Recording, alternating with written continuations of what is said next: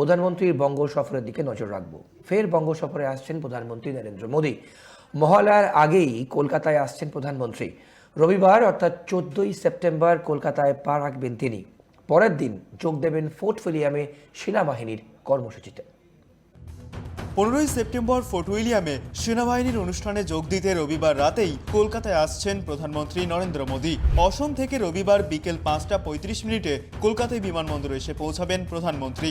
5:40 বিমানবন্দর থেকে বেরিয়ে 6:10 রাজভবনে পৌঁছাবেন তিনি। রবিবার রাজভবনে রাত্রিবাস করবেন প্রধানমন্ত্রী। সোমবার 15ই সেপ্টেম্বর সকাল 9:30 ফোর্ট উইলিয়ামের বিজয় দুর্গে যাবেন প্রধানমন্ত্রী। সকাল 9:30 থেকে 1টা পর্যন্ত সেনাবাহিনীর কর্মসূচি রয়েছে তার। সেই কর্মসূচিতে যোগ দেবেন প্রধানমন্ত্রী। সূত্রের খবর, রাজভবনে প্রধানমন্ত্রীর সঙ্গে সাক্ষাৎ করার চেষ্টা চালাচ্ছে বঙ্গ বিজেপি। প্রধানমন্ত্রী অনুমতি দিলে তবে তার সঙ্গে দেখা করতে পারে রাজ্য বিজেপির এক প্রতিনিধি দল।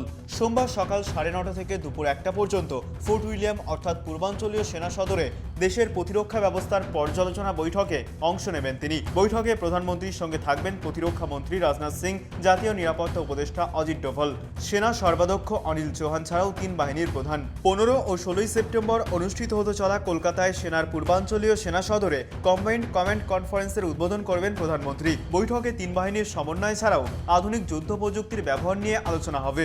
এছাড়াও অপারেশন সিঁদুর ও রাশিয়া থেকে অস্ত্র কেনা নিয়েও আলোচনা হতে পারে বলে জানা গিয়েছে। অনুষ্ঠান শেষ করে 15ই সেপ্টেম্বর দুপুর 1:40 কলকাতা বিমানবন্দর থেকে বিহারের উদ্দেশ্যে রওনা দেবেন প্রধানমন্ত্রী নরেন্দ্র মোদী।